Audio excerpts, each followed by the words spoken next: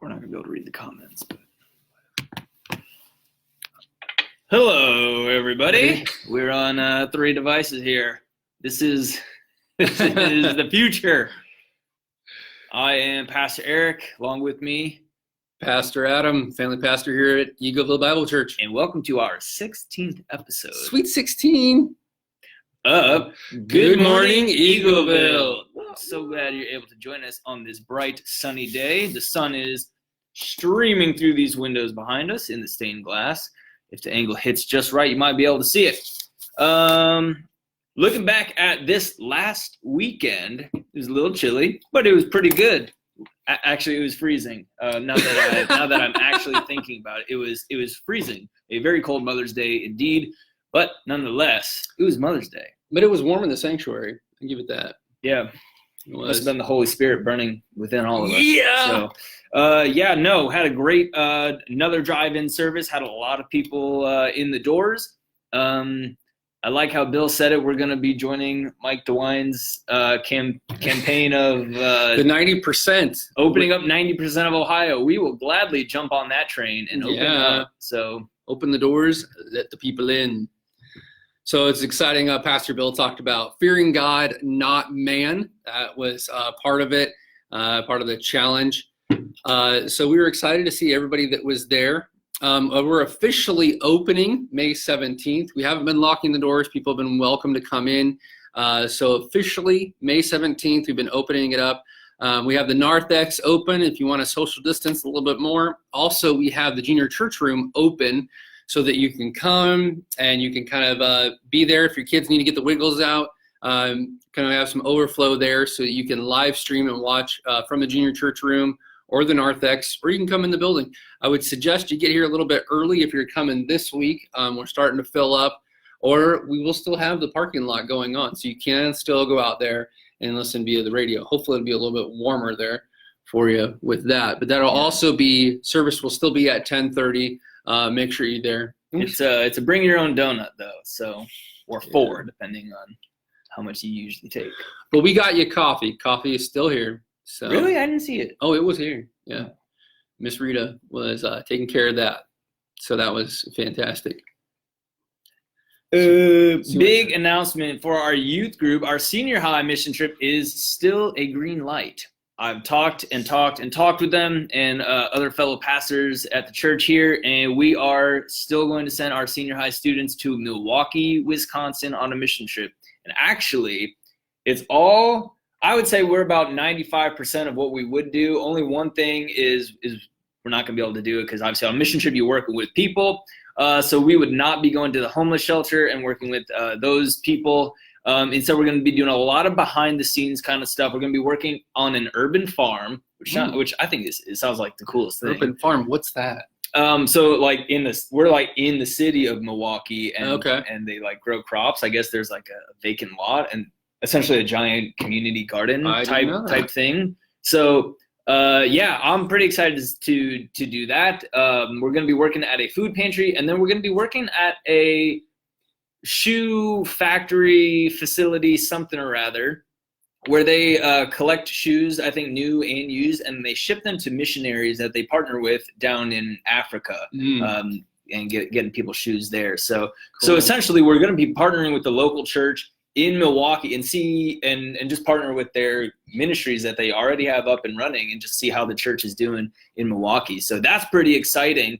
And we have several open spots for that. So if you're interested or if you want some more information, reach out to me. I would love to get a hold of you and definitely get going, because that is the last week of June, first part of July. So we got to get going on that. So if you're watching, youth, we got the Instagram down here. All right.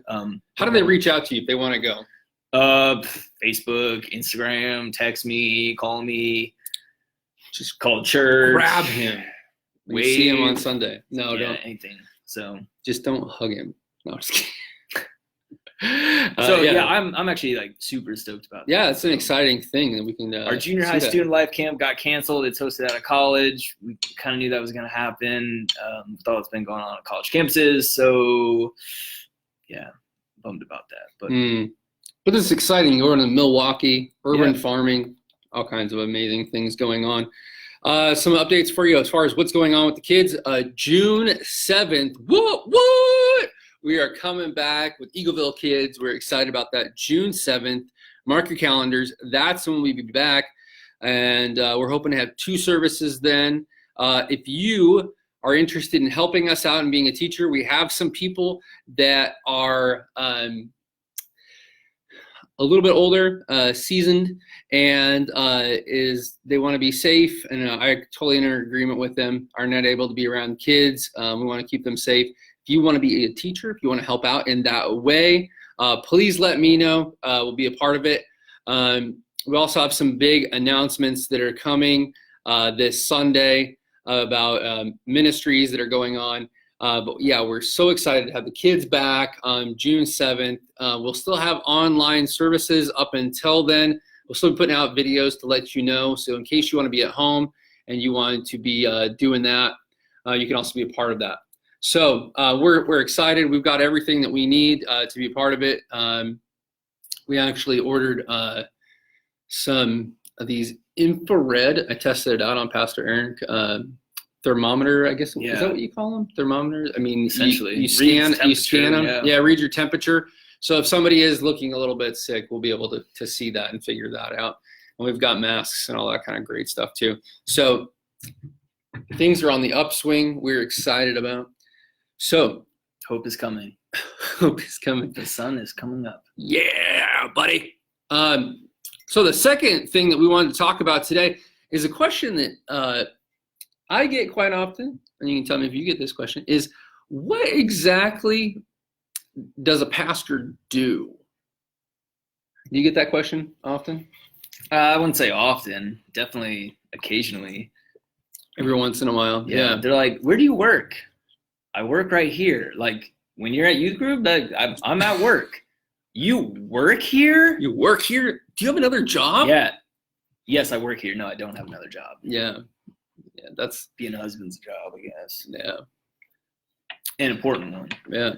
So, yes, on a consistent basis, usually we're here 45 to 50 hours a week and doing all kinds of things, studying to teach you and helping to run the events that you see that happen. All the youth activities are Pastor Eric and the young adult stuff, and everything from nursery up to 5th grade is my area, and being there with the parents and planning all these events. But we want to talk to you a little bit about some amazing things that have happened in pastoral ministry over the years of us being here at Eagleville, and what is being a pastor like? So, Pastor Eric, tell us about an event that you were nervous about and that either went fantastic or was a failure. Fantastic or fail. My own events. These are unheard of, coming straight to you. Breaking news. What I was most nervous about my first year, so this is my first ever church experience. I've never worked at a church before. This is my first time being a youth pastor. So when I was pretty new, I designed the Refocus retreat that we took to Stony Glen. It was an overnight trip, and it was in late April or May or something like that. So in the spring, I'd only been here for a few months, so like still getting to know the students and everything. And then my buddy Seth DeVal, who was a tight end for the Cleveland Browns at the time, he's now currently a tight end for the Carolina Panthers. He came out, he was with the Browns, he was on his second or third year, and he kind of shared his testimony, and he was kind of our keynote speaker. I got to introduce him, and he's been a good friend, so I got to like kind of lead it with him. That was a lot of fun. It was an overnight trip, so it was just super cool to like get away from home, be somewhere different, but like still have youth groups, still worship. We had the youth band led us, played a bunch of games, ate some great food at Stony Glen, and it was local. And it was like a 24-hour, so it was pretty quick, but that was super fun. That was a lot of fun. Did some hiking there. They have a beautiful property, campus, whatever you want to call it. So like nice cabins, some nice bunks. That was a blast. I was pretty nervous because it was like my first retreat that I've designed from beginning to end and did all these like preparations for. Because some events like you do it through an organization, and like Student Life Camp, we just show up and that's basically it. Yeah, like we have an awesome time all week long. But as far as me, it's just like sign-ups, getting like in van rentals. But this was like every detail I had to plan. So it was like a lot of stress and pressure for sure. Just spilled my coffee because I'm still under that pressure sometimes. Just gonna put in the comments below, what was your favorite event that you've done with the church? Maybe when you were in youth group as a kid, or maybe as a guy going to the men's retreat, or different things. Maybe you went to a ladies retreat or a couples conference. What was your favorite event that you went to? And put that in there. An event I was nervous about. I think my first pastorate, this is the second pastorate, second church I've been at. The first church I was at, I think doing an all-nighter. You always hear about those, and as a college student, you're really stoked about doing an all-nighter. I think after you have kids, you kind of realize that an all-nighter is not that exciting. It's fun as a teen, but yeah, there's an event. The teens are pretty well know about it. With Word of Life, it's called Reverb. It used to be called the Super Bowl, and it's a pretty awesome event. Here, what they do in the area is you go to the Cleveland Monsters game, and you start out there and you get to watch the hockey game. I remember it was our first year going. I was nervous about it. We got there right about halfway through, and then went down, and they do games on the floor with the kids. On ice. On ice. Not the floor. Yeah. On the ice. You want to make sure your kids are safe. So we were about that waiver. Yeah, we were about 3 hours from the church at the time. And then we went out and we went to this big area where they had all kinds of sports and activities. And that ended up being, it was a ton of fun. They presented the gospel. So one of the kids got saved. That was super exciting to be a part of. Also, one of the things that I totally loved was we got to watch people play bubble soccer. And that's where you put on one of those huge, these clear bubbles, and you put it over you and you hold on to it. And it is super fun doing that as a pastor with your youth group kids, because they get to have fun all the time, but you actually get to bump into them, and most of the time you're bigger than them, and they bounce them to the moon. They go flying. Bump into them. Yeah. Nicely. Yeah.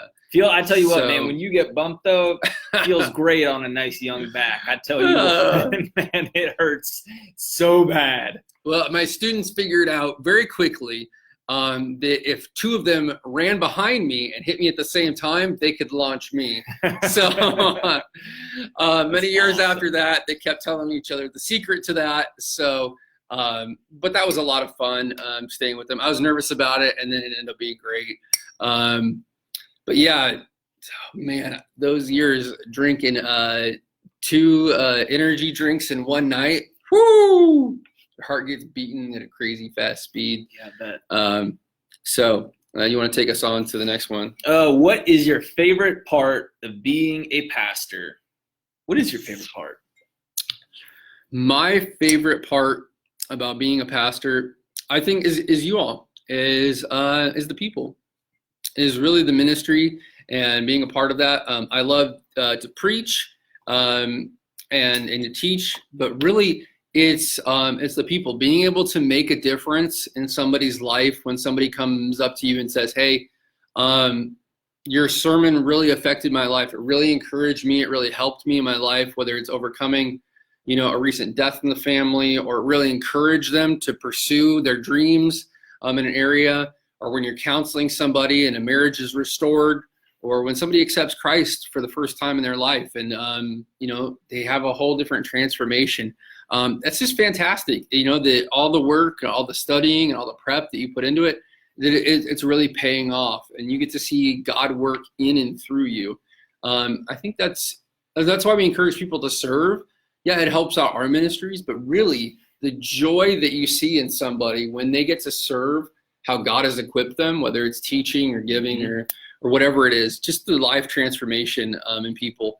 I really enjoy that. I really enjoy seeing people's lives transformed by God. And so that's probably one of my favorite parts of ministry, being a pastor. How about you? Definitely youth group, man. Love meeting in person. Just love being all together. What you were saying, like seeing change in people's life, especially like it's so rewarding because it takes time. Change, like on its own, takes time, like in anything. in people's lives spiritually, like takes time. So like it is great to see that. To look back at 6 months, a year, 2 years, I've only been here for 2.5 years at this point. So, and just to see some like real growth in people's lives is just like really encouraging. Probably why I like mowing the grass so much, because you see immediate change. I can go down one row and it's immediately different. Whereas my job, it's like a very long-term change. So yeah, pretty good. What's one of my, a side note of that, that's one of my favorite parts of when I stop in to celebrate recovery and to hear some of the testimonies of people there, their lives that are actually changing, and going and working. That is so exciting to see all the different things that are going on there and to see people's lives changed on a daily basis and, all the time. It's just super exciting to be able to be a part of. The next thing that we have is, what would you do differently if you could prepare for ministry? What would you do differently? Ooh, that's a tough one. I don't know, because there's a lot. It's one of those things, like you can study it all you want, but then like once you actually, like anything, once you actually do it, it's just that much different. Yeah. Graphic design or something like that, probably like post or something. I don't know. I don't have a good answer for that. What would I do differently? I think graphic design is a great answer. I think one of the things that if I could go back differently is there's a lot of teaching involved. I think 2 things, taking more teaching classes. I love to teach. And it's something you kind of have to study and you have to learn on your own. But teaching, and then also, now, especially with the quarantine and all the different things, would be video editing and learning how to put together videos correctly and to do it well, and all the lighting and all the different things of that. So, that would be one of them. The next thing, what would be your dream event if you could do anything? Dream event. Probably something like similar to our refocus retreat. If I could get that 2 nights, I think that would be ideal. Except the Val could come back to the Cleveland Browns, because I think he was great with the Browns. He could come back and he could speak. I think that'd be super awesome. So probably a 2-night thing. If it was like in the summer and there was like access to like a lake or a river and we could go tubing or something like that, like something we don't typically do in like a normal day or week, I think would be like ideal. Just a couple nights, couple days, some worship services. Awesome. Away from home. I think honestly, taking VBS and kind of expanding it. What I mean by that is having as many families as I could. This is my dream event, so it's not planned, just so you know. To have like family camp, honestly, to go out and do family camp, have a bunch of families from Eagleville go out and kind of take over a camp and have different cabins, have songs that are kind of new, have worship each night, do different activities together with families. I think that would be really awesome, be really of an encouragement. Did you ever do family camp as a kid or anything? No, I never did. But you did summer camp as a kid? I did summer camp as a kid quite a bit. And I always wanted to have like the parents involved in it. It's so cool at VBS to have the kids there. And we do it big here. And so it's always fun to have the parents volunteer to be a part of that. So I think something like that would be like a week long. I think the growth aspect would be awesome. Yeah, definitely. I think people would definitely grow in their relationship with their marriage and with their kids too. Nice. So you want to hit the last one? How did God call you to be a pastor? Well, writing in the sky. I walked up to this bush and it was burning. And I took off my sandals and God said, "Where you were standing is holy ground." Wow. No, that was Moses. Actually, I went to a 1-year Bible college down in Central California. It was called Coastal Mountain Bible College at the time. And I was really considering going into business. I wanted to do real estate, kind of have my own business. And my father and my grandfather both had their own businesses. I worked 2 jobs when I was in high school. Wanted to do all that. Had 3 cars. Was really into 3 cars. Yeah, I made money And but I'd gone on a couple of mission trips my senior year and really changed my focus, going to that one-year Bible college and seeing that the most important thing that I could do would be to tell people about Jesus Christ and how they could have a relationship with him. Their eternity is waiting to know Christ. So that really, it really changed my life. And then God stirred within my heart, I think, a desire, as it talks about in 1 Timothy. If a man has a strong desire to serve him, that there's really nothing else I could do with my life but to serve him, and whatever aspect it could be. And I wanted people to know how they could have a relationship with God. So he put that passion in my heart and then equipped me with college and seminary to go out and to serve people and shepherd them. And the shepherding heart, he put in me. So that was the long and short of it. How about you? Very different answer than you. I didn't even want to go to college because I hated school. And my mom was like, "Oh, Eric, you'd be a great teacher." She was a teacher. "Or you'd be a great youth pastor." My dad was a senior pastor. I was like, I don't want to do either one of those. I'd rather forge my own path, be my own man. Yeah. And that kind of didn't work out. So I went to college. I was undecided, and then around, I had this very much in the back of my mind. I was trying to move it to the front of my mind. I wanted to be an actor in movies, actually. Really? But my mom was like, "Eric, that's not a real job. It's more like a hobby." I was like, "Okay, that's legit." So I was taking courses in communication to do something in that field. Yeah. And then it got shut down right after my first semester of college, and paths really changed for me. And I just felt God really kind of whispering to me, youth ministry. So I signed up to take these classes. I was like, all right, I'll just get my feet wet with a couple of it, take some basic courses or whatever. But I really don't want to do this because I really don't want my mom to be right, because I feel like she and God are in cahoots right now, and it turns out they were. So cahoots. I don't credit my mom to my calling. I very much credit the Lord to it. Yeah. And you used your mom to be a part of it. Yeah. That's awesome. So hopefully that was a little bit of an encouragement. Get to know a little bit more about us and what we do on a weekly basis as we seek to serve you here at Eagleville. And I want to let you know, as always, that we love you. We're praying for you and all that's going on in your life. And we hope that you're doing well. You have a great week. And as always, enjoy this bright, sunny day that we have been given. Stay safe, stay healthy, stay alive.